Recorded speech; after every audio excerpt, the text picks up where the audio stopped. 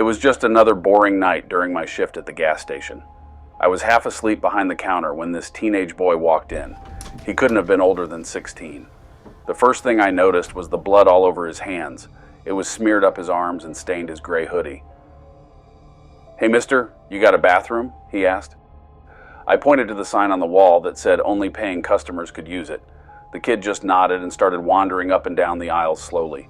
His hands stayed in his pockets, but he was definitely holding something heavy under his baggy clothes. I tried to focus on my magazine, but I couldn't take my eyes off him. There was something really off. He was creeping me out as he shuffled around the store. I just wanted him to buy something so he could leave. When you work nights, you see all kinds of strange people come in. But when the clock hadn't even hit midnight yet, and this bloody kid grabbed a bag of chips, my spine tingled. He tossed them on the counter, and I saw his gross red thumbprint on the bag. When I looked at his face under the hood, I almost screamed. His skin was see-through like tracing paper. I could see all of his veins. His eyes were all white and looked like they were about to fall back into his skull. It was like someone had stretched an 80-year-old man's skin over a teenager's bony body. Every instinct in me said this kid was not human. More than anything, I wanted to run out of there. The creepy kid asked me if I was okay. His voice snapped me out of my panic. I grabbed the chips, avoiding touching any of the blood, and told him it was $2.87. He didn't seem to notice the red all over him. Was this normal for him? Either way, I needed him gone. He gave me $3 and told me to keep the change, like this was normal. As he exchanged the money for the chips, all I could see was blood. I wished someone, anyone normal, would come into the store. Even a drunk, crazy guy with no clothes would be better than this freak. When he asked to use the bathroom now, I had no choice but to show him where it was. As soon as he went in, the most horrible sounds came out. It was chunks of something wet hitting the floor, like his actual guts were coming up out of his mouth. And the smell, it stunk up the whole store instantly, making me gag. The noises stopped. It was dead silent. I froze, staring at the door, too terrified to check it out, but somehow unable to look away. I heard the faucet turn on for a minute. When the kid came out, his hands were clean, but my mind was racing, imagining the mess he left inside there. As the bloody kid left the gas station, soft, slimy noises were coming from the bathroom. Something wet dragging across the floor, gasping for air. The horrible smells from the bathroom were like rotten, decaying flesh and sulfur. It reminded me of the time a rat died in the wall at my childhood home, but multiply that stench by 100. Through the bathroom door, I heard disturbing crunching and slurping mixed with the wet noises, as if the thing was ravenously feasting on a carcass, bones and all. It made my stomach turn. I locked that door as fast as I could, then ran out of the store. Just before the kid left, he turned back and made unblinking eye contact with me. His sunken eyes flashed red for just a moment. "You didn't see anything," he rasped. Then he grinned, revealing a mouthful of small pointed teeth. They were stained red with blood. The next morning, my boss found scratch marks in a strange red-brown fluid oozing under the bathroom door. He immediately called a hazmat cleanup crew. After the hazmat team came, my boss decided to review the security footage from that night. For some reason, the cameras glitched when the bloody kid entered. There was just static and distortion during his time in the store. The owner brought in tech experts to examine the equipment. They were baffled. The cameras and hardware were in perfect shape. It was as if some strange magnetic force specifically scrambled the signals only when the creepy kid was present. I needed the money at that time, so I had no choice but to still work at that gas station. A couple of weeks later, I came in early for my evening shift. The store was empty, but I felt an uneasy, threatening vibe in the air that made my skin crawl. Out of nowhere, all the shelves violently shook at once. Products crashed to the floor as if someone had rammed the units with a battering ram, yet nothing fell over. It was as if an invisible, powerful force rippled through the room. The bathroom door rattled aggressively in its frame, the padlock nearly breaking open before I could blink. A sickening stench seeped out from underneath, followed by an inhuman growl. I leaped back against the counter, paralyzed in fear. The silence after the clamor was heavy. Even the air felt tight and constrained. Then suddenly, everything returned to normal. My heart was pounding. I knew somehow that evil kid had returned to taunt me. From that day on, eerie occurrences plagued the store when I worked evenings. cold, creeping chills down my neck, whispers from empty aisles when I restocked alone. The final straw came when I stayed late doing inventory. The flickering lights burst in a shower of sparks as every door slammed shut. I felt a menacing presence behind me. Spinning around with a yell, I saw a blurry dark shadow with a glowing red grin before it disappeared. I quit immediately. My boss couldn't explain the bizarre activity but had seen the shadow figure himself. Last I heard, they planned to tear down the old gas station. I hope destroying that building will finally banish the sinister energy lurking within those cursed walls.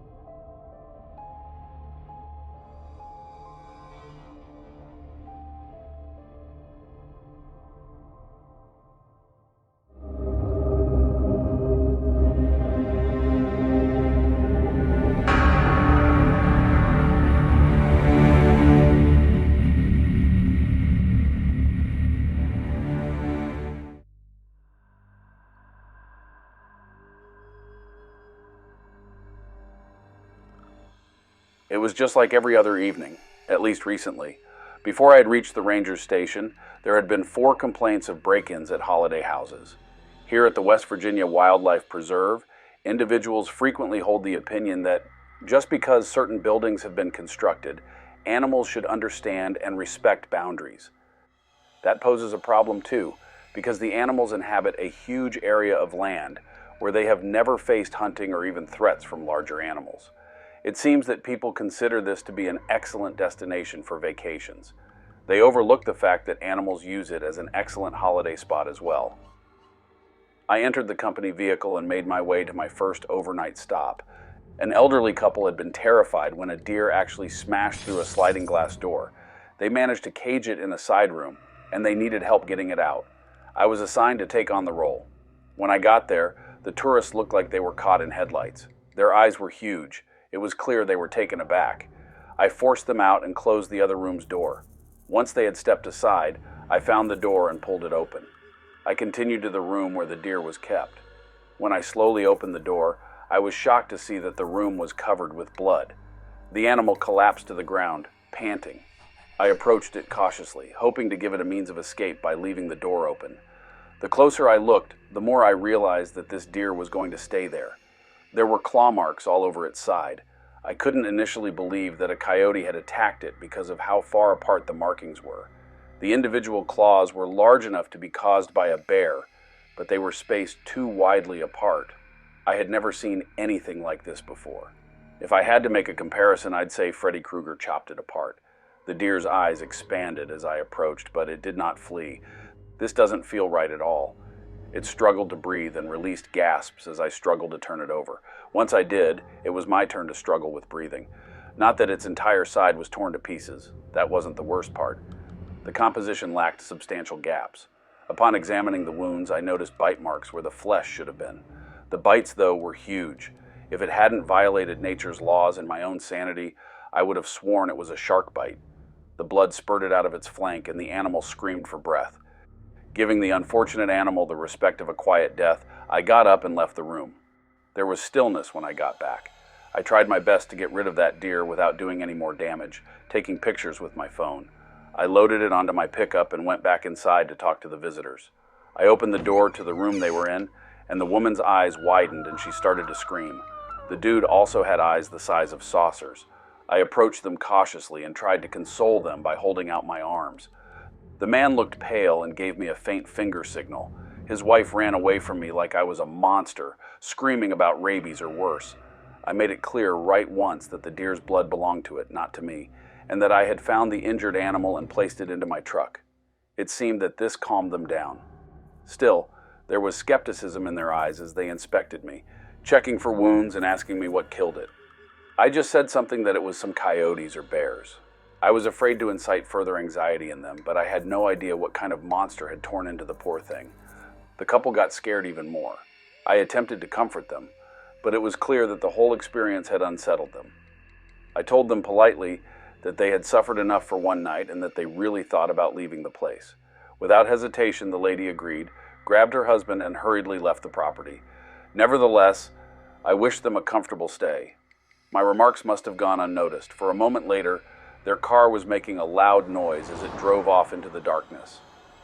Alone once more, I let out a sigh and criticized myself for attempting to talk to those poor couple who were desperate to get away from the shock they had experienced. I couldn't blame them for leaving. They thought that place would be a place for them to relax, but what they got into was more chaos and madness.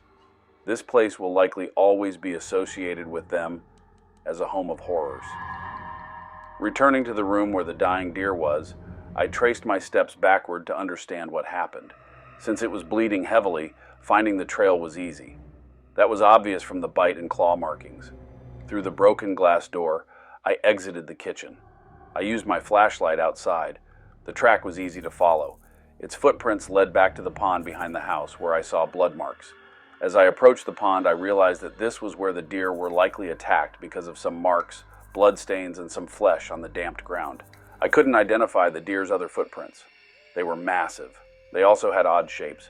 I would have taken these as duck prints, but huge, far larger than any duck.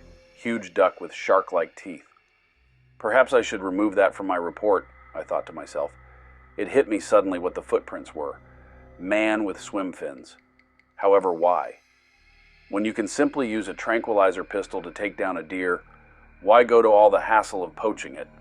I had one thought, but I didn't like it. Are psychopathic men just feeding their egos by slaughtering animals with their bare hands? I thought about the mental hospital in the neighboring county and wondered if one of their patients had escaped and they were trying to just hide it. I hated that notion. In addition to not explaining the enormous deer bites, it meant we may have a murderer on our hands. His animal abuse was horrendous, but what if he desired a bigger goal? I looked at the home, wondering how many tourists were armed and how many were nearby. I wondered if everyone was safe after hearing a sound behind me. I turned fast and shone my light, but failed. A ripple appeared in the center of the pond as I gazed around, most likely a jumping fish. Before returning to my truck, I took additional pictures of the horrible area using my phone. I had more calls to return, so I put this mystery on hold. I went 3 miles, halfway around the lake, to the second vacation house with a break-in report. The 30-something woman stepped back when she answered the door. She said, "Oh my," seeing dried blood all over my clothes. "Good evening, ma'am. I apologize for how I looked." "Have you reported an intrusion?" She answered cordially. "Yes, we did. Please come in." But she gave me a wide space as she shut the door. She showed me to the kitchen upstairs. As I was expecting, for some reason there was blood everywhere, just like at the last house. But this was an entirely different kind of mess. She let me in. It survived being forced open, unlike the others. The amount of broken glass was minor. After unlocking the latch, the door opened. I dimly remembered the huge duck footprints from earlier. My spine tingled. The houses were over 3 miles apart. This insane person may have hurt many more people there. I saw the mess in the remaining kitchen. Several tuna and sardine cans had been opened and eaten. The way they were opened was peculiar. Something sharp, but not a can opener, had torn into the cans. The marks appeared to have been ripped open by claws. The thought of the strength required to accomplish anything like that made me tremble. Then I noticed it. A tiny splash of blood was next to one of the tuna cans. I asked the lady if she had a sandwich bag that I could use. She gave me one, and I gently scraped in as much blood as I could before closing it and putting it in my pocket before heading through the broken door. Behind the house, just like with most of these vacation houses, there was a pond. I traced the tracks back to it, and they disappeared at the waterline. I only saw just one turtle as I flashed my light over the water. I stared at it for a long time, hoping it would show me something. The woman approached me from behind me and nearly scared me. I didn't hear her follow me into the yard and out the door. She asked, "What should we do about it?" I answered, "I'll send someone to check that door in the morning. For the time being, sleeping in a locked room might be a good idea. I'm sure they won't return, but just in case." Although that didn't seem to console her, she thanked me as I left. The next complaints were about young burglaries who stole alcohol. No odd tracks or bloody wildlife, just kids being kids. After changing out of my uniform with patches of blood, I spent the evening filing incident reports at the station. As soon as I returned from my shift, I drove to the next county and asked the mental health hospital if there were any recent escapes. She asserted, "We don't have escapes." I was disappointed by her response, but I still thanked her and left. I then asked a buddy who works at the neighborhood police department to check the blood sample for me. I felt it could help us identify and locate whoever left that mental hospital. After going to rest in the afternoon, I arrived at work to find a commotion. People were afraid due to an increase in break-ins. The resort owner was furious and had a purple face when I returned. As word of the violent break-ins spread, many customers canceled their reservations and demanded refunds. He yelled at me for telling the guests to leave. I calmly stated that public safety came before profits, and that my job was to prevent more injuries, not to support his financial statement. "Would you rather see people in body bags instead of animals?" I said. "That wouldn't look good for your business now, would it?" This made him red in the face, and he started screaming before storming off. I sensed his complaints would continue, but I ignored them while I investigated the break-in locations. I investigated 5 break-ins that night. Only 2 of them were legit. The rest seemed like silly attempts to stage a break-in so they could get out of paying for their rental. The 2 real ones shared the same characteristics as before. Just enough of a broken window to open the door. The cans of whatever seafood was available. They even got shrimp out of the freezer. Everything about the way the intruder acted pointed to a person. All I needed to know was who. Again, I followed the tracks back to the nearby pond. I stood for a long time studying the surface of the water. I knew these ponds had uniform patterns. A 40 by 40 yard space of water with a central depth of 5 feet, filled with bluegill for catch and release fishing. Someone had an extra pair of lungs or an invisible snorkel if they were out there. I spent 20 minutes staring at the surface. After reporting and investigating, I decided to do more research. I then ran home, got my snorkel, mask, and swimming suit, and went to the site of the most recent break-in. I dived into the water, unsure what to expect. A snake slithered past me. I let it go and waded deep enough to where I could swim. I lifted my head, kept my mask down, and hovered barely above the surface, hoping to see something. It was a pond with lots of water, fish, and submerged vegetation. As I moved toward the center, the water got deeper and I couldn't reach the bottom. I saw something dark on the bottom and mistook it for a rock. As I drew close enough to hover over it, I realized it wasn't a rock. I dove to find out what it was. The further I swam down, the further it gets dark. I kept going till the light went out. I was sure I had been swimming down for a minute without touching the bottom. I turned and looked up. The surface of the pond was only a source of light.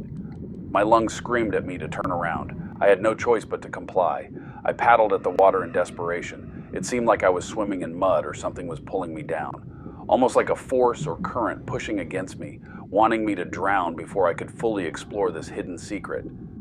After what seemed like an eternity, I broke the sea surface and struggled for oxygen. I swam over to the shallows and emerged out of the pond. I collapsed on the shore and lay there for a long time trying to regain my breath. I had to find out if it was real or an illusion, or if I had gotten turned around and fallen as my head filled with oxygen. After driving 2 counties, I returned to the pond and dived in again. I now approached its center. This time I was able to recognize the object when I got close to the dark area. I used the flashlight to examine the darkness, and as I went deeper, the sides closed in on me, making me feel like I was swimming down an enormous fish's gullet. I've never been claustrophobic before, but that was rapidly changing. I barely had any room to maneuver as the sides closed in. I contemplated turning around, but there was no room. My watch showed 15 minutes since I went down, so I had to focus on breathing. Just as I was about to have a panic attack, the tunnel opened up again and the sides widened. I swam toward the light and burst through the tunnel, which was stretching out so far that the walls were barely visible. I was back in the pond, having gotten lost.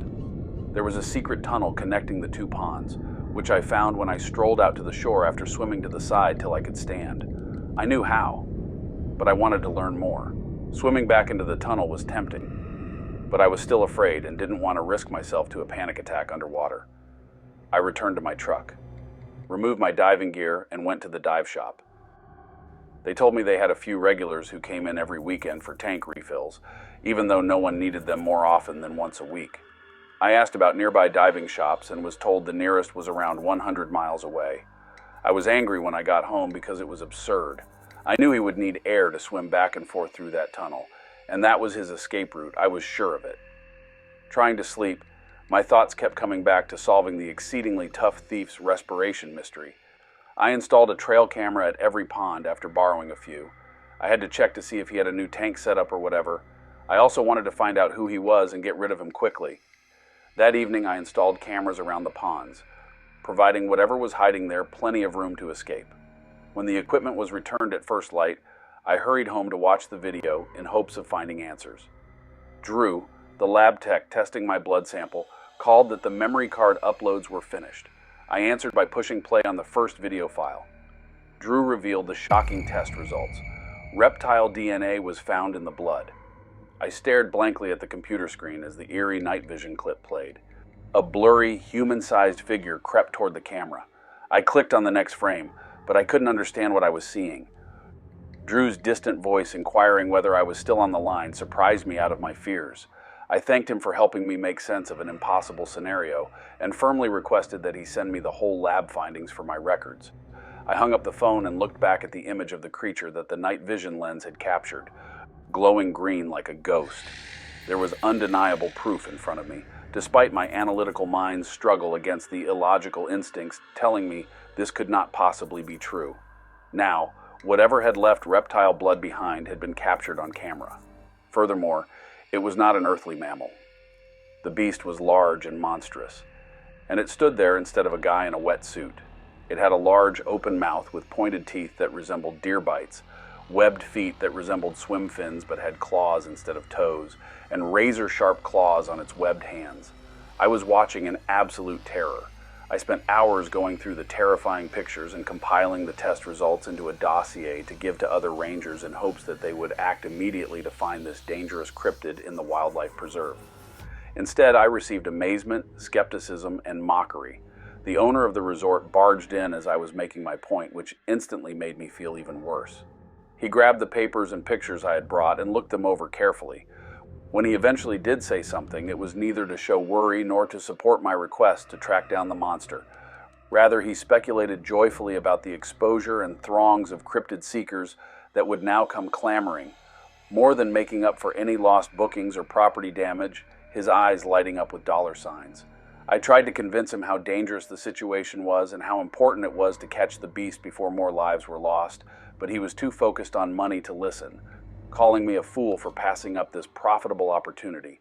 Authorities' appeals also failed because they stressed that wildlife safeguards were in place and could not be waived due to a single, frightening incident. I watched in helpless wrath as the owner bragged triumphantly, approved by the law to do with it as he pleased, regardless of the consequences, having been awarded his golden goose. I realized that I would have no allies in this case for justice here, as the others ignored. Their disinterest prepared the way for disaster, and perhaps only then would they finally pay attention. I searched the room for help but found none. After removing my shirt, I quietly placed my badge on the desk and left. If my story ended, I would fail. After resigning, I rented a house on the preserve. The owner announced on social media that a monster had been found. As predicted, hunters and TV crews came in great numbers. I already knew it existed. I was aware of how it avoided the detection. I stayed in one of the homes that had a break-in and put a giant tuna I bought that morning and placed it close to the pond. The first time I saw it from my darkened living room, it almost sniffed the fish before grabbing it and jumping into the water. I laid down a fish every night after that, and the animal became less apprehensive. Meanwhile, the media frenzy was dying since the hunters had found nothing. My money was running out between rent and fish when I rented the house for a fortnight.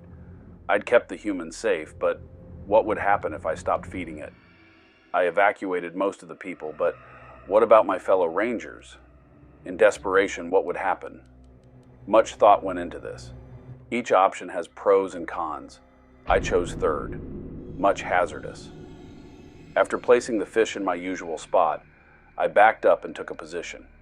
Moreover, an hour passed before the water stirred. As it approached the fish, I saw its head and eyes.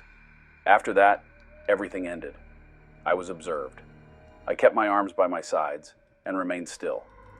Slowly, it stood up. Only a few feet separated us from the fish. It smelt the air, watched me, and grew upset. It may have recognized my scent as a chaser. It reached down and grabbed the fish with a hiss, looking at me. Then once it had its meal, it did the most incredible physical display I've ever seen. It leaped 20 feet in the air and landed in a perfect dive right in the middle of the pond, leaving almost no splash. I let out a breath I didn't realize I'd been holding and collapsed to the ground shaking. Once I had recovered, I went back inside and fell into an unsteady sleep. There was more to my strategy. The following night would determine who lived and died. Except for the fish, I did the same as last night. The monster approached me, stepped up, and searched for fish. I offered it with my empty hands. It snarled and smelled them. I wondered if it might bite my hands instead of anything else. My face was sniffed and hissed at. I saw it stretching its claws constantly. In its face, I saw huge, razor-sharp fangs. I attempted to stay still and not be a threat. Chest pumped with heart. Its jaws parted, showing me its horrible teeth. Its breath was foul, and I hoped I would never smell it again. Not knowing when my eyes would open, I closed them. Seconds fell into minutes. I opened my eyes, and I was alone. There wasn't even a ripple in the water. I sighed. My decision had been made. It had shown restraint, and I would too. I went back inside, packed, and left. I could only hope and pray that the people who remained, including my former coworkers, would be safe. I went home and slept restlessly. In the morning, there was a report in the newspaper on a break-in at the wildlife preserve. They said the only thing that was taken were cans of tuna fish. I smirked as I wondered how long it would last.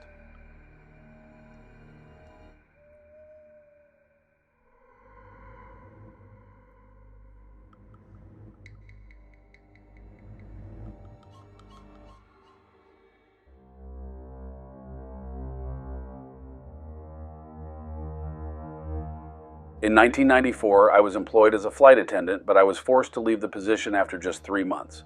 Please allow me to share with you my story, as I would like to share with you why I quit. I was employed by a big airline as a flight attendant in the summer of 1994. I was overjoyed because this was my dream job. I became close to 2 flight attendants, Lori and Jean, during my first week of work there among the other flight attendants. For security reasons, we'd frequently shared a motel room during our layovers. Jean was more reserved than Lori, and I fell somewhere in between. The 3 of us grew to be a unit. Jean vanished during my 2nd month there. Her parents employed a private investigator and the police were called in, but to no success. Strange events started to occur aboard the plane, though, after Jean disappeared. A customer once said that, after taking a quick nap on a red-eye trip to Los Angeles, he awoke to discover a flight attendant with black hair seated on the seat beside him. He went to talk to her because he thought she was having a break, but she disappeared in front of him. Of course, this scared him. While using the restroom, a fellow traveler said that she noticed a hideous face reflecting from the mirror. We had to spend 3 hours soothing her since she was so frightened. While cleaning the aircraft late at night, even the cleaning staff reported seeing a flight attendant inside. Soon after, there were stories going about that the plane was haunted, which led to some of the staff members quitting. That night on August 9, 1994, it all came crumbling down. The passengers and crew eventually settled down after suffering some intense turbulence. At that point, most of them were asleep. The silence was broken at about 11 o'clock by an ear-piercing scream. After the shrieks, there was a sound that echoed throughout the aircraft, someone hammering the fuselage. The lights then started to flicker, and the passengers started screaming. It didn't take long for me to see what appeared to be Jean dragging her foot as she walked towards us. Her lovely face was gone and was now replaced by something hideous. I yelled out to her as she approached me. "Jean?" Nevertheless, she ignored me and continued to drag her foot in the direction of the cockpit, almost as if she were on a mission. I covered my ears as she started to cry out in what seemed to be pain until she eventually made it to the cockpit door. A pilot named John opened the door. When he saw her directly, his complexion turned pale. "Jean?" She lunged at him without warning. At that point, the plane started to descend freely. As the passengers started to pray, you could hear them all. Jean began to lift John off the ground. He exclaimed, "I'm sorry." At that moment, I knew he had killed Jean. John was taken into custody once the co-pilot had made a safe landing. It was made clear that he was having an affair with Jean during his trial. She told him that she was pregnant the night she was killed. In a moment of rage, he killed Jean because she had threatened to tell his wife about the affair. Jean was standing close to the front of the plane when I noticed the police dragging John off. But before long, she vanished. I quit the next day. The aircraft was eventually retired and destroyed. Her body was never located and was later ruled dead, and that was 29 years ago. John died of lung cancer while in jail, keeping the location of her body a secret from authorities and carrying it with him to his grave. Despite the passing of time, Lori and I continued to be close friends, keeping in touch whenever we could. As Lori and I have been seeing Jean everywhere, the anniversary of her passing is coming up in a few days. She seems to be attempting to harm us, and I wish I knew why. I never thought I would call God's name every minute.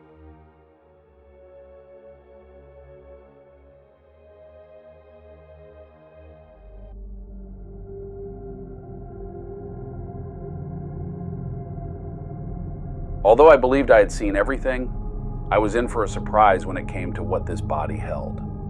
The rule at work is to always be thorough and examine every organ and square inch of the body. If you make a mistake, you might overlook something vital to figuring out the cause of death. I was horribly mistaken to think that performing an autopsy on this body would be just another procedure when Detective George White called me in the middle of the night. I complained about being dragged out of bed at such an unreasonable hour when I glanced at the clock and saw the hour hand poised at 2 a.m. After all, the body wasn't going anywhere. I had no choice but to still go there. I never would ever thought that I would face the most dreadful autopsy in my life. I turned to face the lifeless body on the table. The man was white, approximately 6 feet tall, bald, and in his 30s. I noticed that his torso had multiple new gunshot wounds. Something about the sight of these wounds bothered me, though I couldn't quite put my finger on it. I'll fill you in later, but 2 of our guys shot him just hours ago. For the time being, the most crucial thing is that you examine the body, George informed me. I stayed silent for a brief while. Outside, the storm raged, the lights flickering menacingly as the wind and rain beat down hard against the windows. From the moment George had called me here in the middle of the night, I could sense that something was wrong. This wasn't how things were usually done. I pressed George for more details as I studied the body arranged in front of me. He paused, as though unsure of what information to reveal. All he would suggest was a close inspection of the body and an immediate report to him if anything did not seem right. He also intended to stay outside the room for the duration of the autopsy, which was a very unusual move. He indirectly mentioned the chief's orders to deliver a report as soon as possible when I questioned him about this strange behavior. However, a hint of uncertainty in his gaze suggested there was more he was hiding. What is about this body? I didn't know if I wanted to start the autopsy. Outside, the storm was raging and George stood sentry. I felt both confused and frightened by the unexplained details surrounding this autopsy. I really just want to do this later when it's already bright and sunny. The eerie vibe was starting to tingle in my spine. However, there was a corpse on my autopsy table, so I had no choice but to begin the examination and figure out the answers for myself. The storm outside had intensified, but there was enough steady lighting to study it. After putting on my gear, I started to work. Draining the body of its blood was the first thing to do. The issue was that either all the drops had been used up or my equipment had malfunctioned. I checked and concluded that he had indeed somehow bled to death, so I decided to operate on him entirely by making an incision in his torso. Something felt off as I stood over the body, scalpel in hand, as though I were going to make a mistake. It was as though there was something inside that body that was waiting for me, and once I opened it, there was no turning back. I thought I saw the man blink as I gazed at his belly. My heart rate jumped through the roof as I jolted out of my stupor and fixed my gaze on his face. "What are you hiding from me?" I muttered. It may sound strange, but when I came across a particularly battered body, I would occasionally speak out loud to diffuse the tension in the room. On the other hand, this one appeared to be in excellent condition, despite the oddly muted color of the body. And while I studied the tone of his skin, I swear I caught a glimpse of him turning to face me, and then quickly turning back to me. Once more I gasped and withdrew. I inhaled deeply. I had woken up from a tiring workday. It was past midnight, and I hadn't even had time for a cup of coffee. That, along with the storm and George's peculiar actions, was probably making me overthink things. Man, you really need to get a grip. You've been doing this too long to believe in the undead now. I raised the scalpel in front of me and took a step backward in front of the body. After briefly closing my eyes, I made the Y incision. I finished using the required tools to open the body when I got to the end of its lower abdomen. Every second that went by seemed surreal. I sensed that there was a problem, and I realized why when I looked inside his body. Nothing was present there. Not in the sense that there is nothing wrong, but in the sense that there was nothing inside the body. Above my head, a light bulb flickered. I took a flashlight and carefully examined the corpse under the harsh light, not believing George's hazy warnings. I knelt and exposed the body from every angle I could, getting as close to it as I could to do a detailed examination. But there was nothing there in place of blood and organs, just a void in space. I straightened up, taken aback by the unexpected discovery. With a growing rage, I stormed out of the autopsy room and looked for George, who had positioned himself outside. When I screamed his name, demanding an explanation, he jumped in surprise at my sudden rage. With his eyes wide, he stumbled over his questions regarding what had caused me to react so violently. I gestured angrily for him to come and have a look. Once we returned to the examination room, my eyes were focused on the seemingly empty body that contained no signs of life. There are only gaps where the internal organs should be. My realization hit me gradually. This was not a human body at all. It's just an empty mock vessel. My training was insufficient to equip me for this. A look of absolute dread crossed his face as he got in. Then he seemed to be lost in thought as he started to stare inside, like I was trying to find the answer to some obscure question. He sweated. He turned to face me after a short while. "Ryan, I apologize. I kept some information from you." I joined him over the reclining body. "That's a good time to do so. What on earth is this? A joke about cops? How on earth did you manage to look so good?" "It's not a joke, Ryan," he said, taking a deep breath to collect himself. "About the apparent cause of death, I did not mislead you. He tried to attack our guys last night, so 2 of our guys shot him." George wore a defeated expression. He was looking on the floor as he finally revealed the full disturbing story.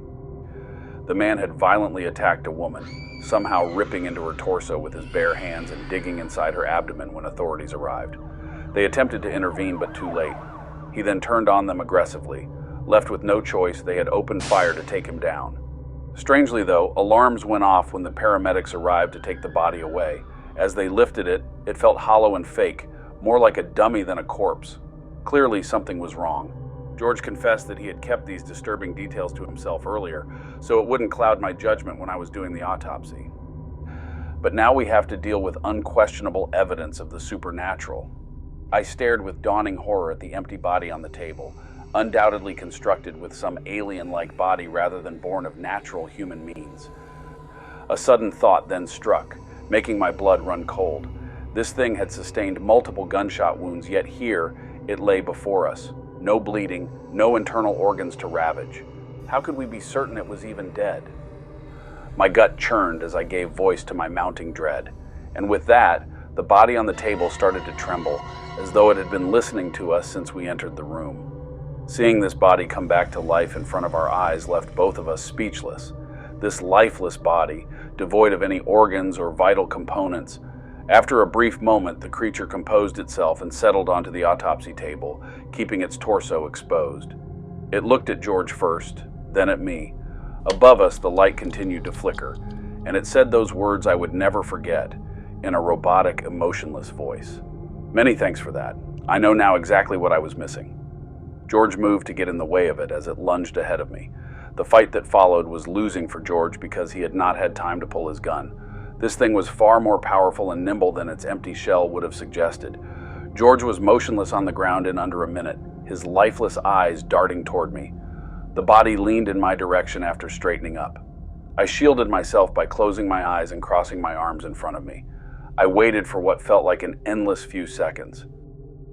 I was the only person in the room when I eventually opened my eyes, expecting to see this thing in person. With it disappeared George's body, leaving only a puddle of blood as proof of what happened. My face was splashed with droplets. I also saw that the window was open. It had taken George's body and run away. I stood there for a while, attempting to comprehend the events that had just transpired. I shut the window and informed the authorities of the events that had occurred moments before. However, I believe I must alert you. And that thing exists. I'm not sure what it is. It now has all it needs to resemble us in appearance. Adam 1035 Mary.